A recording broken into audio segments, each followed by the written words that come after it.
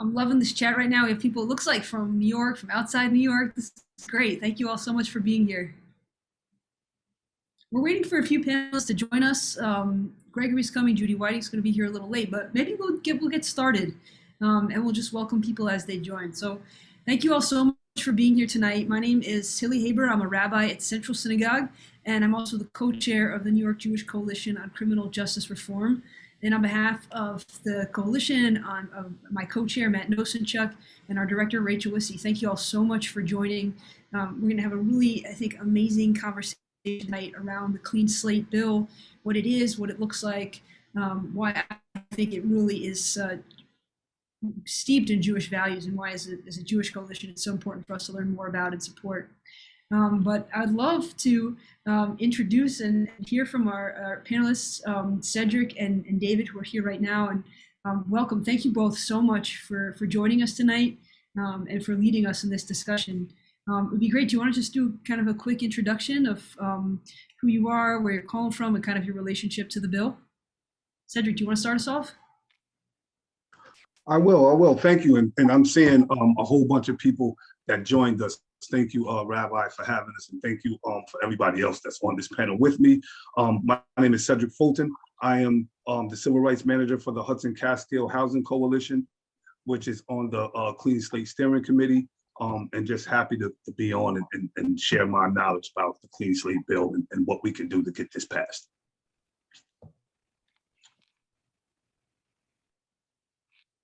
Hello, everyone. My name is David Melton. It's an honor to be here.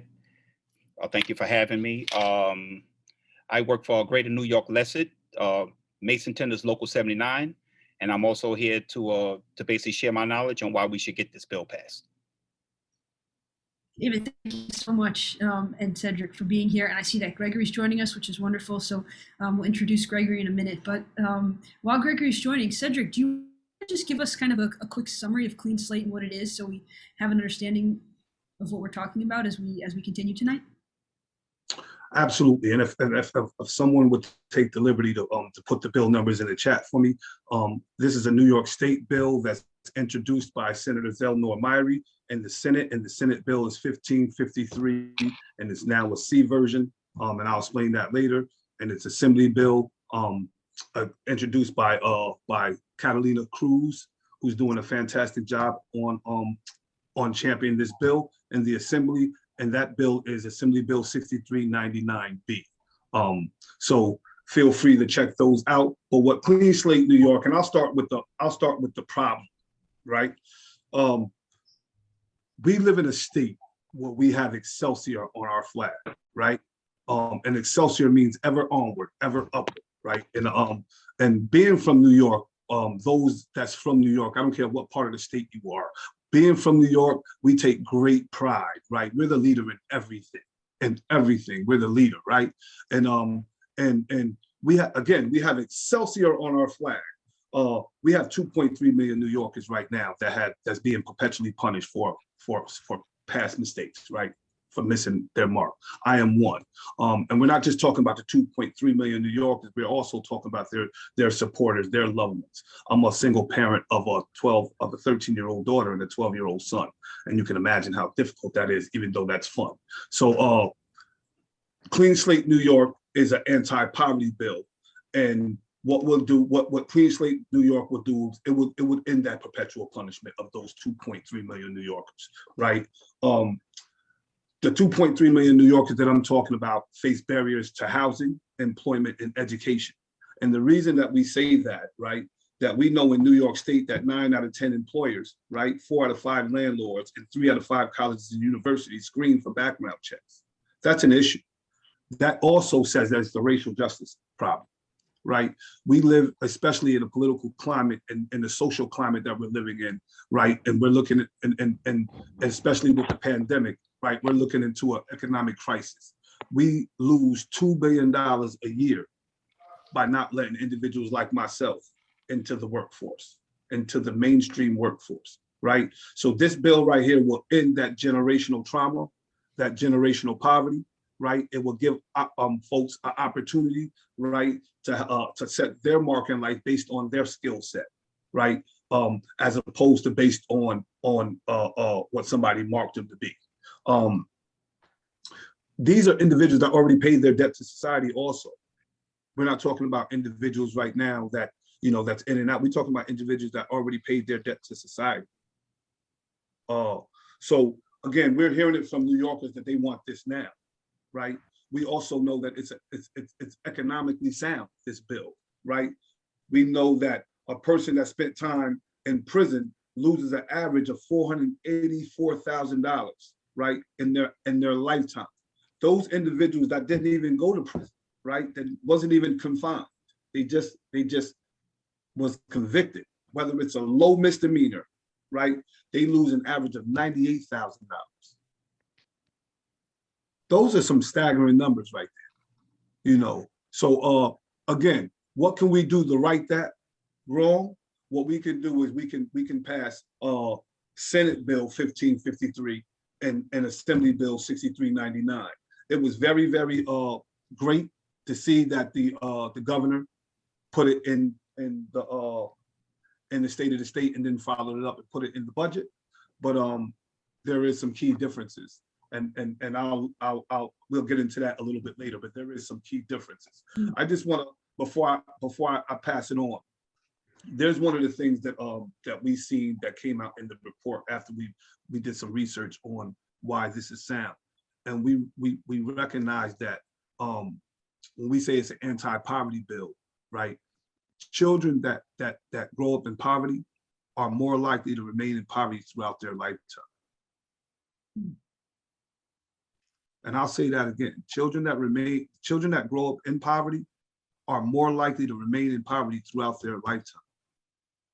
If we're not going to fix it now, right, all you're going to be doing is dealing with similar faces of the individuals that you're dealing with right now in 15 and 20 years, right? And we're not even talking about the health impact and the mental health impact.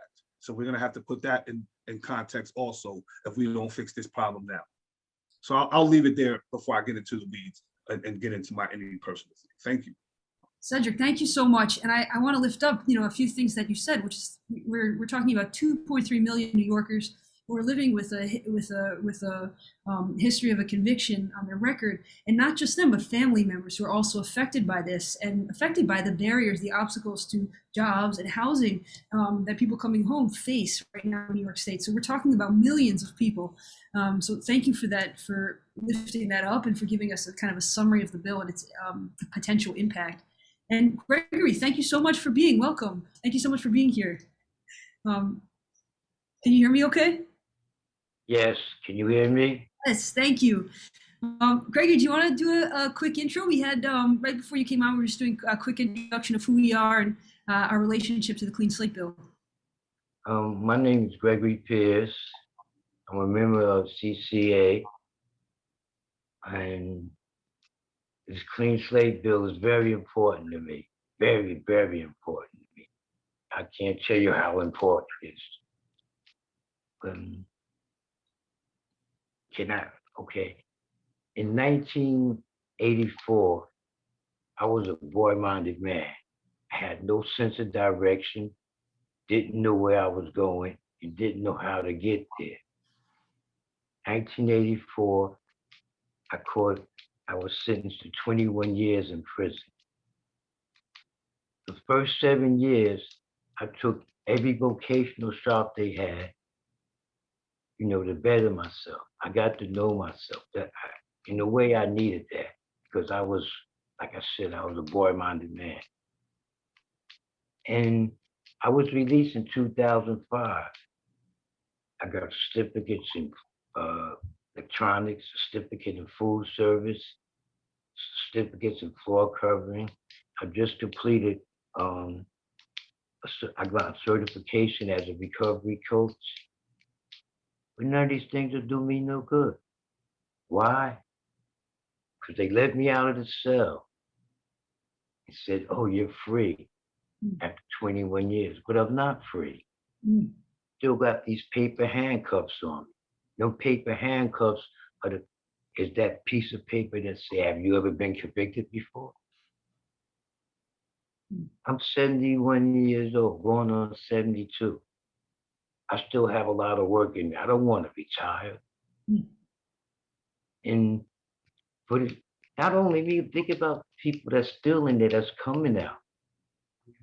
This bill, I don't understand how these politicians don't see the benefit from this bill.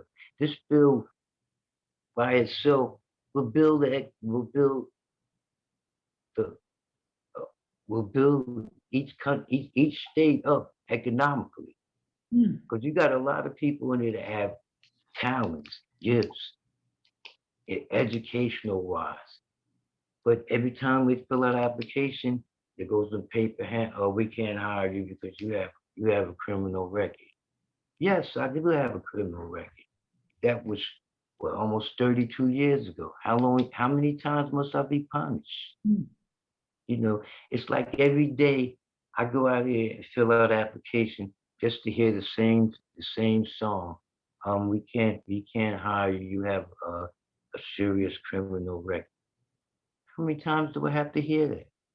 It's like I'm dying over and over and over again.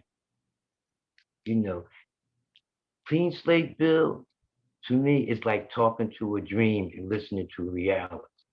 Mm. When I say what I mean by talking to a dream, part of my dream was to get off parole. Mm. I just got off parole, right? The reality I want to listen to is getting a job.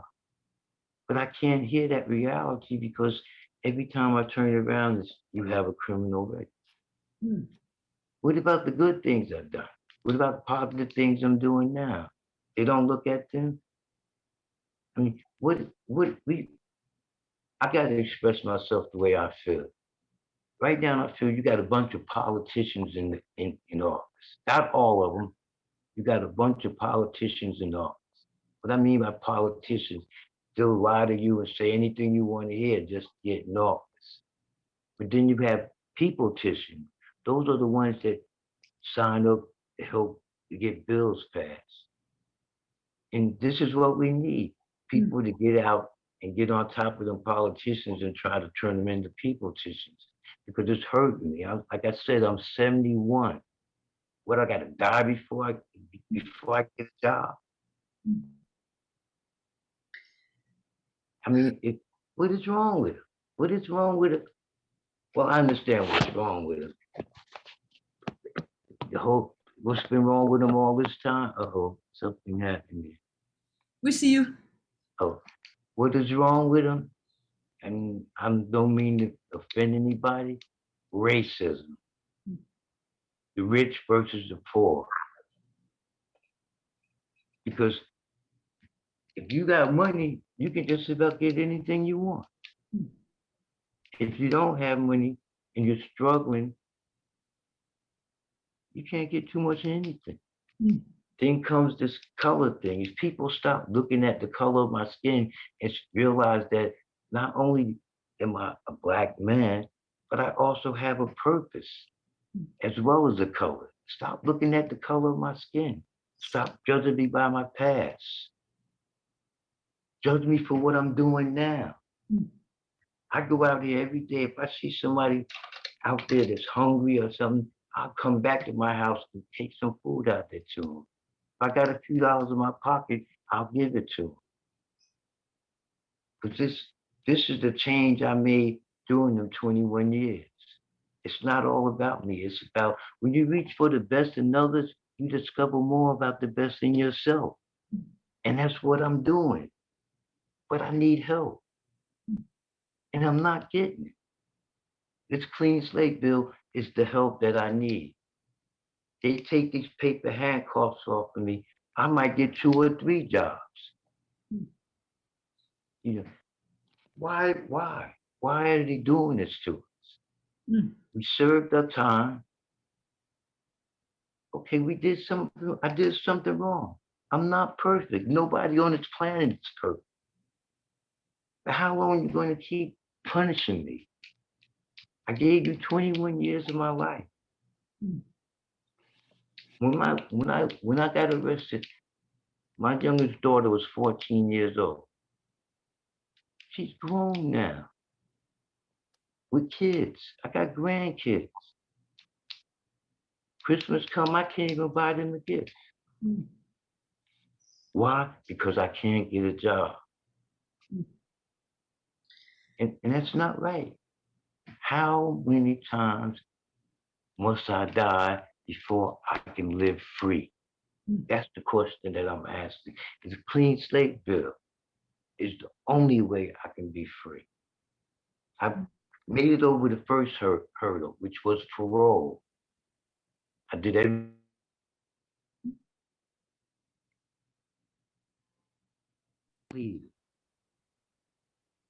So why? Why do you still have these paper handcuffs on? Paper handcuffs are worse than the handcuffs the police put on.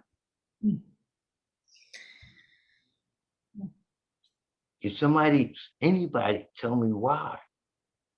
Why is it so hard for our government to pass this bill? They want to keep us in chains forever? They want to keep us cuffed up forever? But I got to die to be free? But they can forget about that because I'm not dying until God calls for me. You know, and I'm going to fight against for every bill that's going to help people. I'm going to speak for myself. I'm going to speak for the people that can't be heard right now. And those are the ones that's in jail. You'd be surprised at some of the talent that's in there. You listen to them old timers out here, a lot of this gang stuff will break up. Especially if the old timer has respect and he got it, and his head is in the right place. Stop. People got to stop looking at the color, each color, everybody's color. Color is nothing. And when they say, oh, that's a white lady or that's a black man, they're lying. You look at black, the letters that's coming up now inside the chat room, you see that some is white and some is black. You're not that color. I'm not that black. So why put labels on us? Why take these cuffs off? They're killing me slowly. They're really killing me. I don't know how much longer I got to live, but I'm going to fight with nails and tooths and whatever I can to try to help get this bill passed, because I deserve it, and all the people that's incarcerated deserve it. The ones that's coming home. Not saying all of them is perfect, because nobody's perfect. But we gotta fight. We gotta come together. People that's listening now, get in your politician. Get it on your politician's nerve. You put him in there, take him out of there. Yeah. You got just as much power as he do, because you put him in there. Make him see what's going on. Letting people work that's coming home from jail will create more jobs, right? It will create more jobs, and it'll build the states up. I'm just going to say this, and I'm going to be quiet. Take the cuffs, paper cuffs off of me. I want to live free. Thank you. Gregory, thank you so much for sharing pieces of your story, and also just, I think helping so many of us see that this is really kind of the implications of this bill are life and death, and that we are really speaking to a system that perpetually punishes people and leaves people in a state of a kind of permanent exile, even when they come home from jail or prison. So thank you for illustrating that. And Cedric, you alluded to this a little bit, but if you want to also share kind of your experiences and kind of the life-saving impact of Clean Slate, how you see that playing out as well. Yeah, I wouldn't mind doing that. I know Dave wanted to speak, and I see my colleague Judy here. I'm excited that Judy joined us also. If she wanted to introduce herself, and I would love to go back and answer that question. But if you don't mind, I would love to. If Dave wants to speak or Judy wants to introduce herself. I'll just say hi. I'm Judy Whiting, General Counsel, CSS. I'm so sorry I'm late. I had this other conflicting thing and I had to leave early. So glad to be here. Thank you so much. Thanks, Judith. Okay, so it's on me now. Okay, so once again, my name is Dave Melton. I'm the Community Outreach Coordinator for the Greater New York Labor's Employers Cooperation and Education Trust. I'm also a proud member of Labor's Local 79. I'm here today on behalf of 17,000 hardworking members and 1,500 signatory contractors of the Mason-Ten District of the Mason-Ten District Council of Greater New York to testify in support of the Clean Slate legislation. So just like Brother Gregory here, I didn't do as much time as Gregory did, but I did time. At one point in time in my life, I didn't think straight. So therefore I made a mistake. I committed a crime.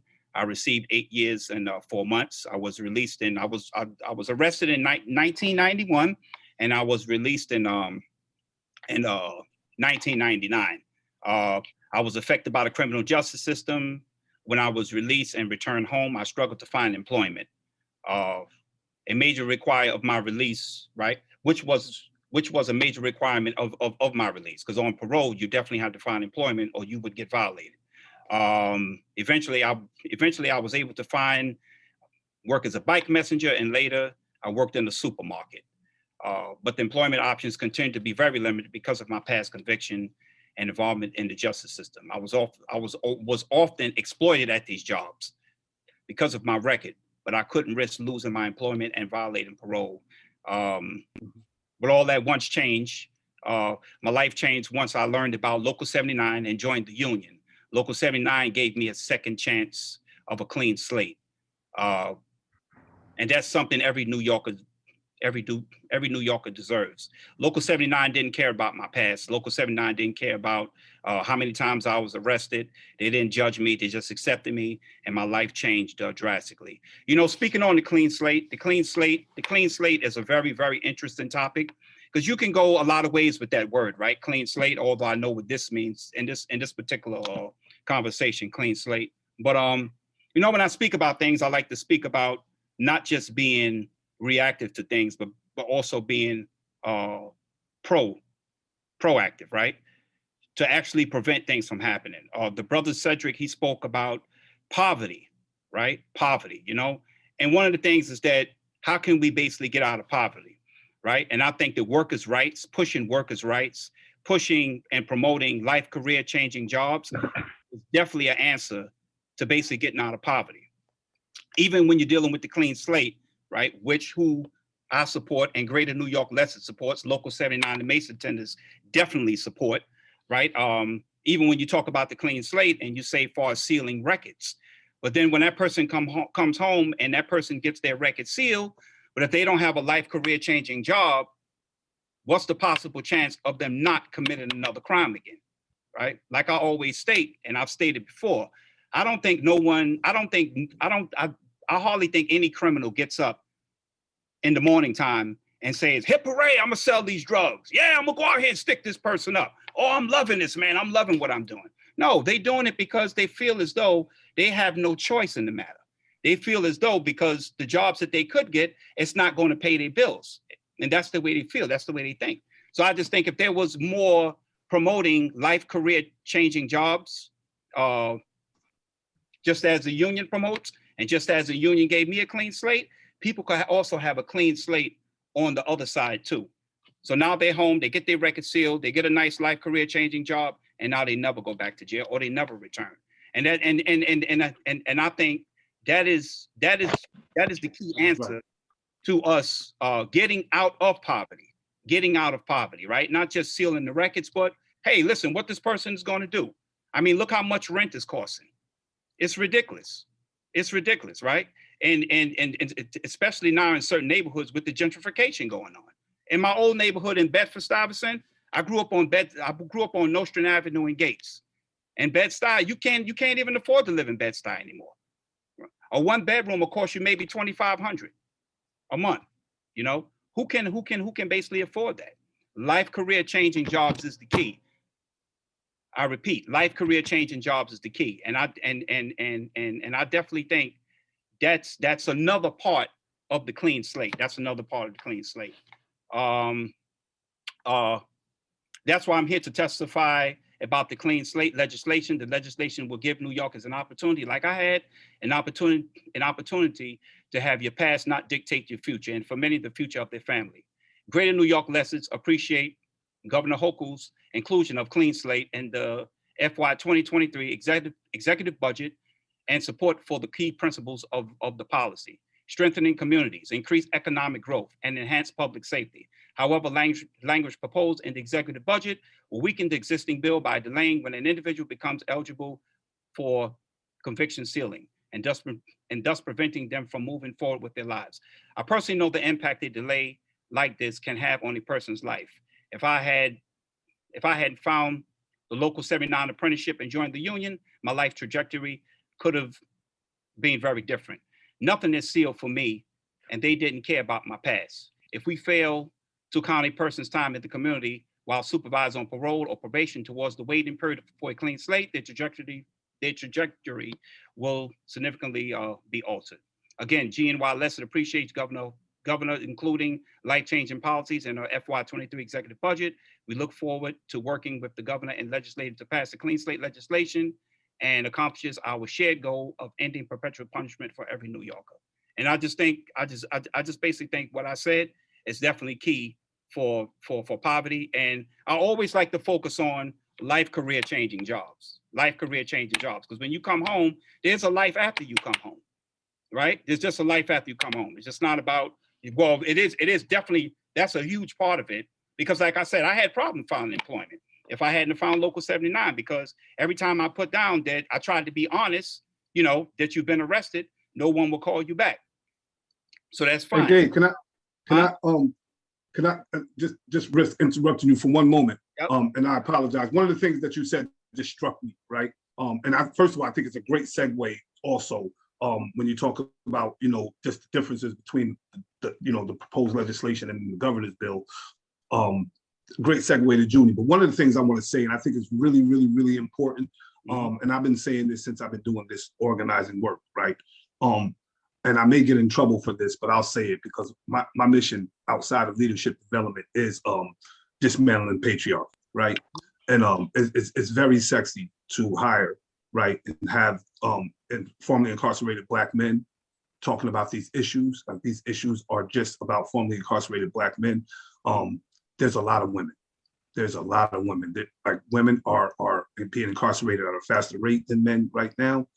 We cannot forget those women and non-males also that are being incarcerated, that are being not just incarcerated, that are being charged with crimes that's a lifetime sentence without this bill, right? And we got to stick up for them also. We got to talk about those issues also, right? And not forget those. There's a lot of women and non-males that's on this, that joined this discussion, right? That are going to get some relief once we pass clean slate, right? And they're out there sacrificing their stories, and they're out there sacrificing their time with their children and their loved ones to get this passed. So I just want to say, just to try to dismantle that patriarchy in some folks' eyes, because it looked like it's just a Black male, right, or it's a right, male-dominated issue, and it's not, right?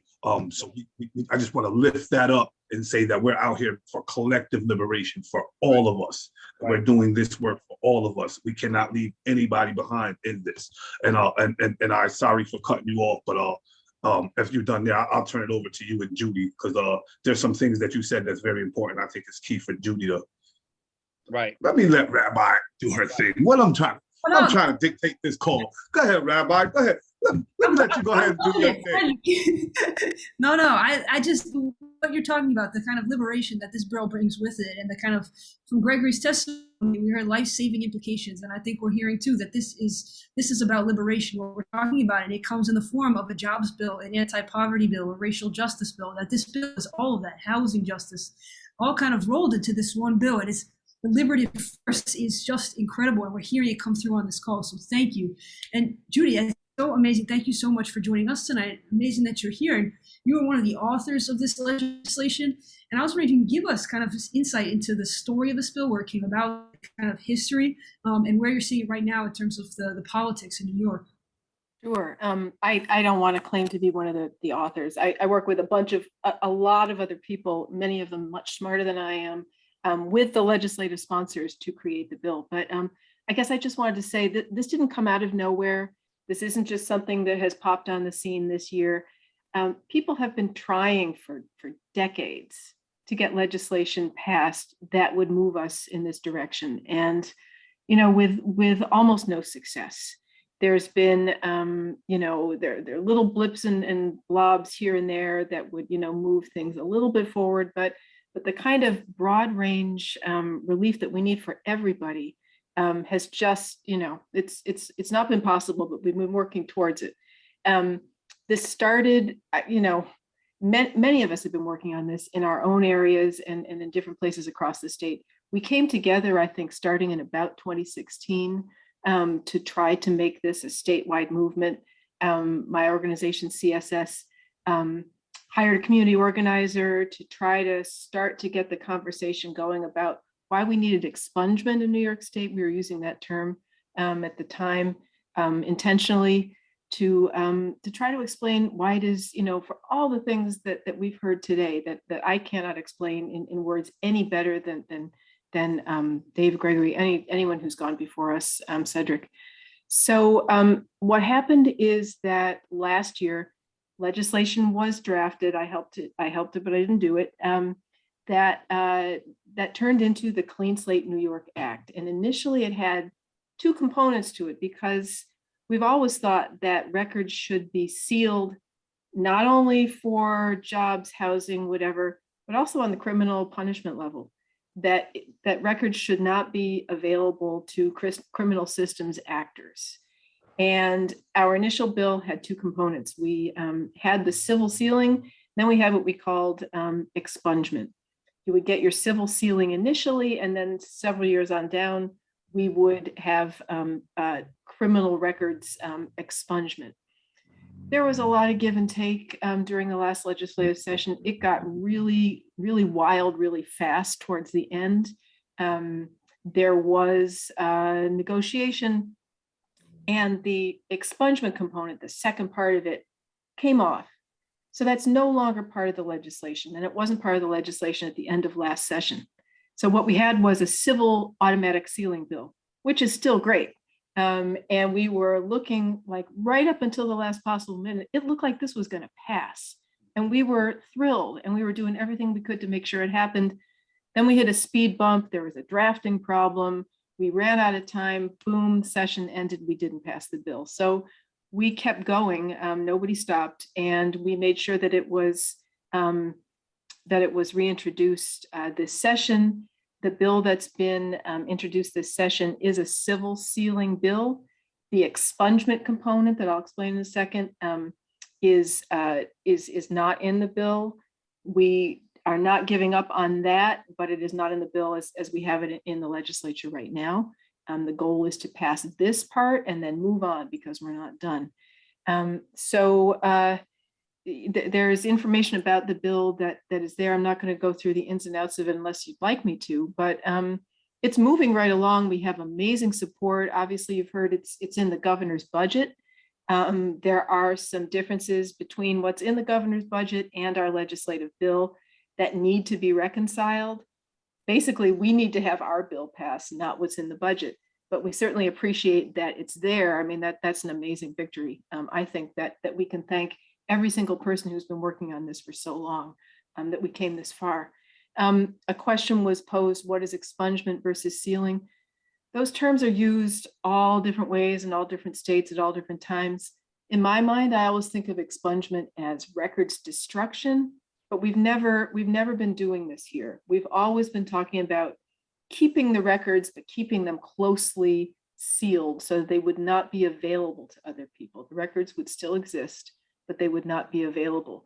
And Kush is putting out into the chat several documents that would be helpful to help you understand better where we are and what the bill looks like now.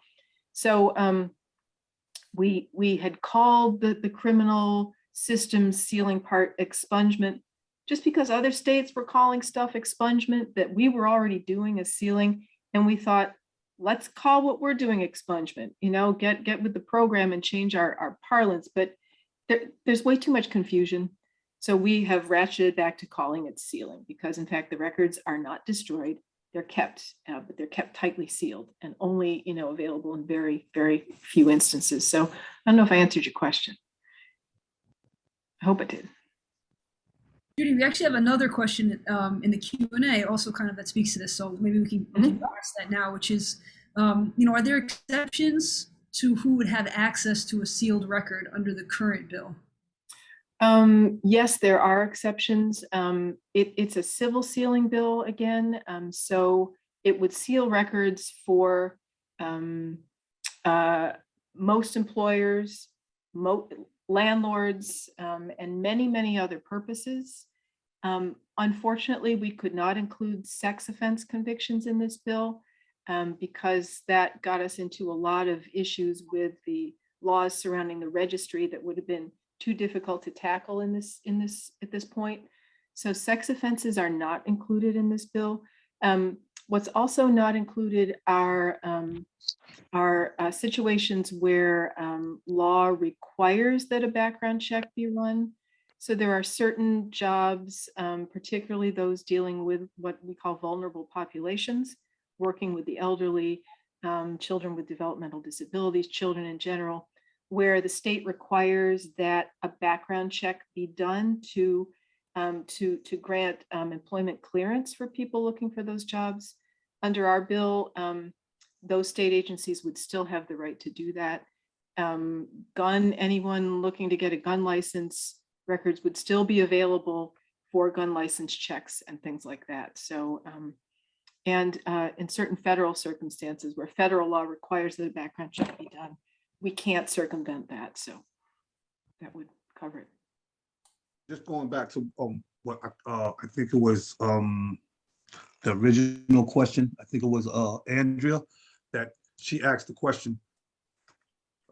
She said to the original question that you answered, still wondering what would someone with a conviction record say when asked that question. Under Clean Slate, under our proposed legislation, right, there's an enforcement mechanism also in there, right? Where that question, however way you answer it, however way we potentially answer that, it would be in violation of our human rights to go and do that and punish us for that. If I'm wrong there, Judy. No, you're right. Our law includes a provision that would say that it's an unlawful discriminatory practice, and it's part of the human rights law. It would say that people cannot ask questions about records that are sealed under Clean Slate, just like they can't now ask questions about records that are sealed under youthful offender laws, other sealing laws, and cases that were terminated in somebody's favor. The law says you can't ask about those. We would add in Clean Slate that people cannot ask about cases sealed under Clean Slate. Right, and we because we know that once it's seen, it can't be unseen. Once it's seen, it can't be unseen, and it's the same. It's the same thing, right? It's more damaging. And again, this is coming from. Again, this wasn't just the steering committee and Judy and a bunch of lawyers and the folks in the room, right? This also came from a lot of door knocking, a lot of flyering, right? A lot of talking to people on the ground, right? Asking those individuals to share their stories and what they would like. What does a future look like for you if you had a clean slate, right? And really putting that into this bill. One of the things that I will say, I worked on, we worked on pre-trial. The hardest thing that I ever worked on in this career. New York bail is like no other bail in the country, right? It's crazy, and but again, it was more so like, it was like a cry, right, for that to happen, right? With this right here is I have never seen nothing like this. Like, this is really, really driven from people on the ground. This is really like, this is that underdog, when you're going against that #1 seed and they saying it never happened, and you get that rally, you get that pep, you get that boost of morale. Clean Slate is that boost of morale for the 2.3 million New Yorkers and their supporters, right? That says that relief is coming, and it's allow us to show out what our skill set is, what we've been held back for so long in doing, right? And we can contribute, and we can make up that $2 billion a year. This is that rallying cry right here. Cedric, I love thinking about this as a rallying cry and something that's really been built out of people's lived experiences and the experience of coming home. And I'm wondering, if just to we mentioned a little bit the politics of this in some ways. So I'm wondering just to stay with politics for a second. I know that in this moment, there's a very polarized atmosphere in Albany, and a lot of it has to do with criminal justice reform. So how do we think about Clean Slate as opposed to, say, something like bail reform, and make sure that we're not tangling all of this up into just one, criminal justice conversation? Are you asking me? Anyone who wants to take that one. That's a hot topic. I mean, we know, like, one of the things we know is, first of all, we've been facing fear mongering, first of all, for my whole existence. Like I said, my grandmother don't know a time where she wasn't oppressed, right? And I say that to say, the fear mongering would love to lump this bill into criminal justice reform. This is not criminal justice reform. This is an anti-poverty bill. This is an economically sound bill, right? This is not just stopping a gap, right? This is actually giving opportunity. It's not leveling the playing field. This is really giving, like, this is a give. This is like we say, just level the playing field. This is a give. So we're not gonna. We know that we're doing the proper education, right, to the New York to our New York State community members, that this is not a criminal justice bill. This is individuals that already have served their time and already have been contributed despite to their community. Despite these past laws, they already been contributed, to the community in grand ways, right? So we'll separate that, right? But at the same time, the people are the same. All the people are the same, right? The one thing I will say, because there is, like, we can get into it. We know, even with bail reform, right? We also know that the folks that's fighting for Clean Slate are fighting for pretrial reform, right? And the fight against the rollbacks, right? We also know that there is we're talking about politics. There is an opportunity, where you can play one side against the other. That's not, however, let's be honest, from what we're hearing, the governor has been negotiating in good faith.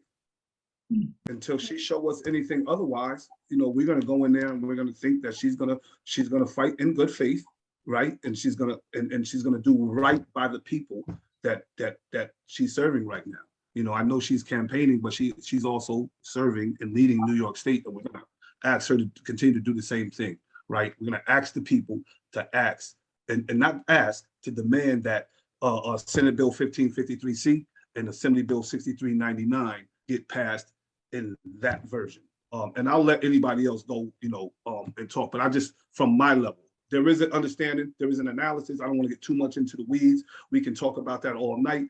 But this is not a criminal justice reform bill. I'll say that, and I'll say it 20 times. This is not a criminal justice reform bill. Can I say something? Please. May I say something? Mr. Pierce, please. Yes. Like he said, this is not a criminal justice bill. This is a life bill. And myself and all men and women have a purpose in life in which they must somehow, in some way, fulfill. And that purpose is based upon a contribution to humanity. What that contribution is to be, I myself, you yourself, and all these other people, their self must discover for themselves. Our greatest purpose is to get the weight off our back so we can live, because everything in life is done for a reason and a purpose. But when you can understand your reason, love your life, and direct your thoughts to something good and positive, then and only then will you be on the vessel of serving and fulfilling your purpose in life? And that's all I want to do. My purpose is to help. Take the cuffs off me so I can help. Thank you. Thank you so much for saying that, Gregory. And I just to kind of, we're speaking to our to members of our Jewish coalition right now, and just to lift up kind of a Jewish lens right now around Clean Slate. Mr. Pierce, when you're talking about the paper handcuffs and this kind of perpetual punishment, Jewish ideas of punishment are actually not about punishment at all, but about a full return to community. They're about atoning, healing, offering people the resources they need in order to heal, and then to come back fully with a clean slate. And so I think, as a Jewish coalition, to be thinking about that as well, that clean slate really is teshuvah. It really is what it means to atone. It means to return and to come back with a clean slate. So I think this conversation speaks just so much to the values that underpin our coalition here. So I just want to raise that as well. And kind of as we're we're going to close with action steps for members, for everyone watching and members of the coalition, how we can make sure that Clean Slate is passed. Clean Slate can't wait. I saw also in the chat that Marvin posted that this is really urgent criminal justice reform work, but really an economic justice bill. And so as we're kind of thinking about closing and moving into action, I want to invite kind of everyone on the panel right now, if you want to offer kind of a last word, thinking that we're addressing people who are in this Clean Slate fight, who are going to be talking to as advocates and talking to legislators who have been in this fight for a long time and who will continue to do that work and making sure this gets passed. Do you have a kind of a last word, some insight, or any kind of last minute kind of cheer that you want to offer as we're thinking about getting this passed right now, this session? And David, can we start with you on this?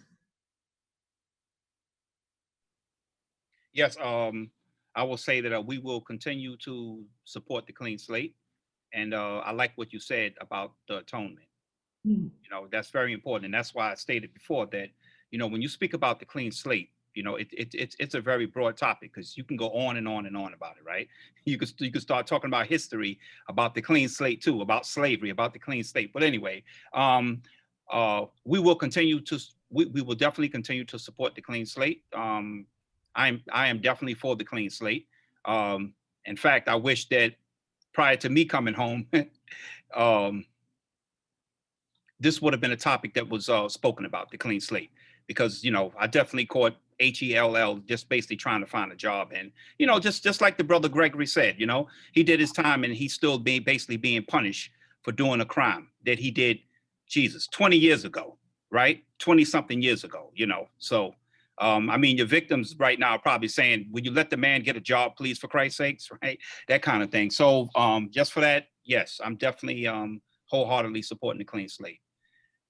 Greater New York of Blessed, Local 79, Mason, Tennessee. Yeah, thank you so much. Judy, anything you want to add?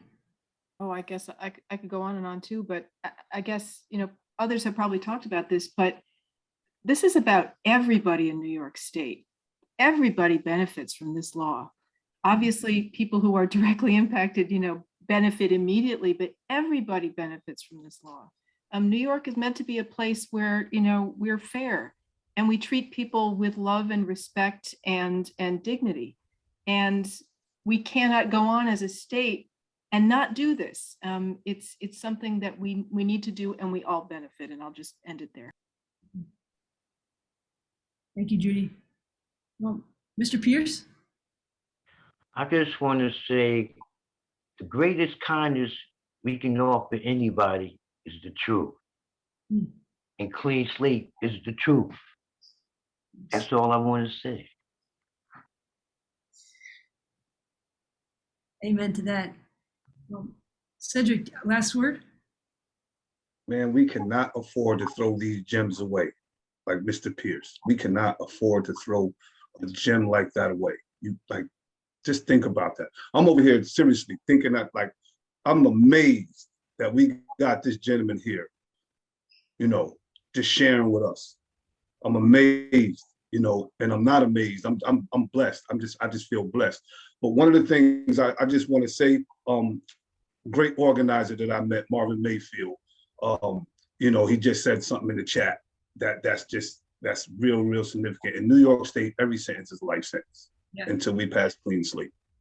And that's just something to rest on. We want to give everybody that we're sentenced in our criminal justice system a life sentence.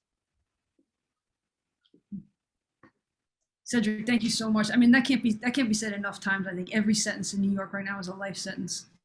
And I want to invite Lee Goldberg up. Lee is the chair of our advocacy committee on the coalition, and he's going to share a few ways that everyone who's tuned in right now will send this out in an email, so don't worry about writing it down or anything. You'll get it after the session. Here's how you can get involved. Here's how we're gonna pass this. Lee, thank you so much. Okay, thank you, Hilly, and thank you to all of our panelists, Cedric, Dave, Judy, and Gregory, especially. Your words touched me deeply tonight, and I really appreciate your rawness and your honesty. It's refreshing to hear, and shows the real human impact that this bill will have. So thank you for sharing that with us. And also a shout out to Marvin. Of course, Marvin comes in with the line of the night, which is not surprising at all. That without clean slate, every sentence is a life sentence, and it's true. And thank you to all of our panelists for illustrating that so vividly. I also want to thank a few other folks. Hilly, thank you so much for your moderating tonight.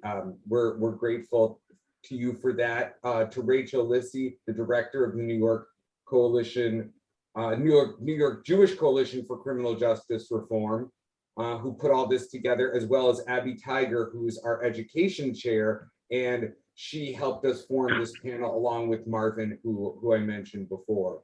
And I'd also like to thank Kush and Sunny, who are members of the campaign team and have been putting a ton of great information in the chat. If you haven't had a chance to look at that, you can just scroll up and take a look.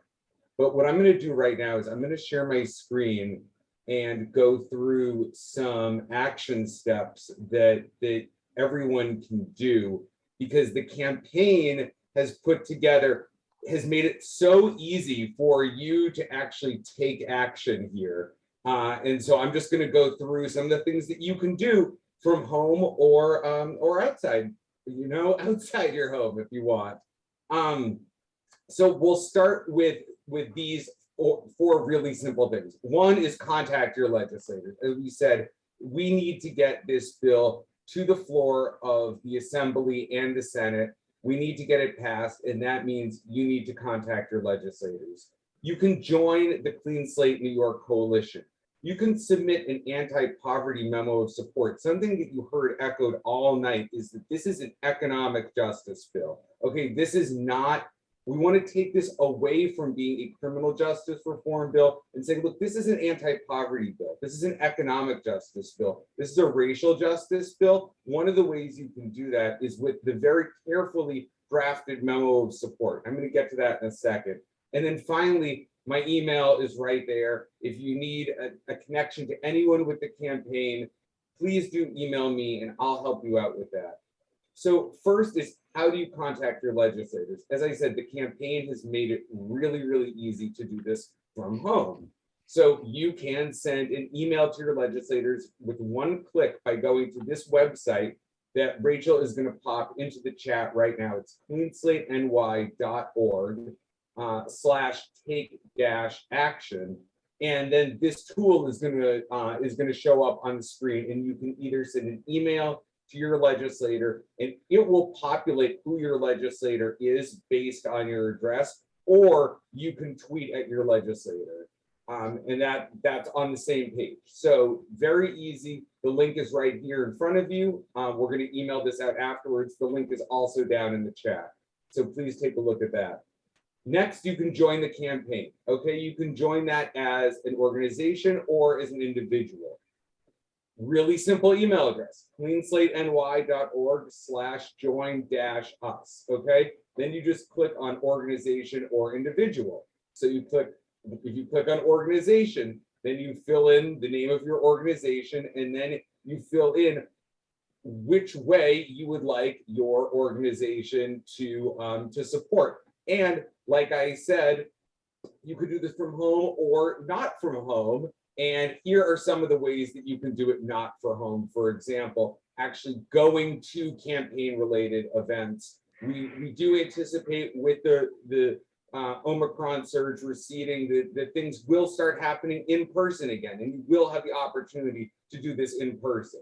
So we're really looking forward to that. Okay, that's what you can do on the organizational level. Again, these are the discrete actions you can take, and you can click one or more of them, however you want your organization to support this effort. And also, the very first box in this right-hand column here is where it says that my organization may be listed as a member of the coalition. So if nothing else, even if you do nothing else, just get your organization's name on there. That would be really, really helpful. Okay, next is if you click on as an individual, then here you just put your name on there, and then how would you like to support the campaign? There are a few different ways to support the campaign, both from home and, like I said, outside the home, which we're excited to do more of this in person going forward.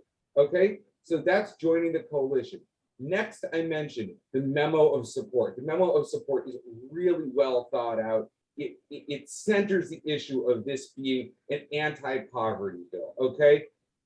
If you email me, I will give you again my email address. I will connect you with the folks who will send you this memo. All you have to do is throw your organization's logo on it, replace those two highlighted places where it has your organization's name and your mission. Just take the mission from your website, throw it on there, send it back to the coalition, and then the coalition will compile all of these memos of support and send them to legislators and members of the executive branch to show the broad base of support that we have for the Clean Slate Act. Okay.